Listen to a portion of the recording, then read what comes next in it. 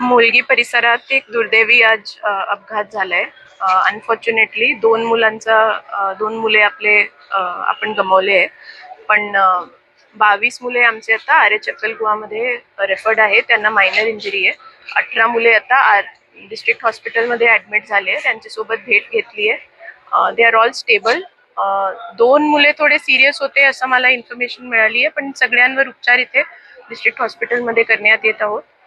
कोणती पण फॅसिलिटी जर इथे कोणती पण मदत प्रायव्हेट हेल्थकेअर प्रोव्हायडर्स कडून जर गरज आहे तर ती पण निश्चितच आम्ही उपलब्ध करून देऊ. जी पण मदत लागली त्याच्यासाठी डिस्ट्रिक्ट ऍडमिनिस्ट्रेशन अवेलेबल आहे.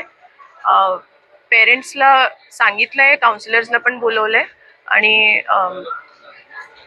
22 आणि 18 आणि बाकी जे 15-16 मुले होते त्यांना इंजुरी नाही आहे, तर त्यांना आता स्टेबिलाइज करून थोडा घरी पाठवण्यात येईल. टोटल जवळपास 70 ते 80 पोरं त्या बसमध्ये आणि त्या परिसरातून होते. जवळजवळ 3 गाड्या भरून तिथून जात होत्या. तर त्यातले हे काही विद्यार्थी होते. तर बाकीच्यांना कसं झालं आणि काय परिस्थिती? नाही, जसं मी सांगितलं की काही मुलांना बिलकुल इंजुरी नाही झाली आहे. त्यांना थोडं स्टेबिलाइज करून आम्ही घरी पाठवणार. 22 जे मायनर इंजुरी आहे त्यांना आर्य चक्कलकुआमध्ये स्टेबिलाइज करत आहोत. आणि जे 18 ज्यांना थोडा असं वाटत होतं की मॉनिटरिंग केली पाहिजे किंवा सीटी MRI जे पण डायग्नोस्टिक्स करायचे होते त्यांना सगळ्यांना इथे आणल्यात. तर 2 मुले माझे समोर आले आहे. त्या सगळ्या मुलांसोबत माझी भेट झाली आहे. आणि शाळेमध्ये आता मुले सुट्टीसाठी आले होते आणि 40गाव मधली एक आश्रमशाळा आहे तिथे जात होते.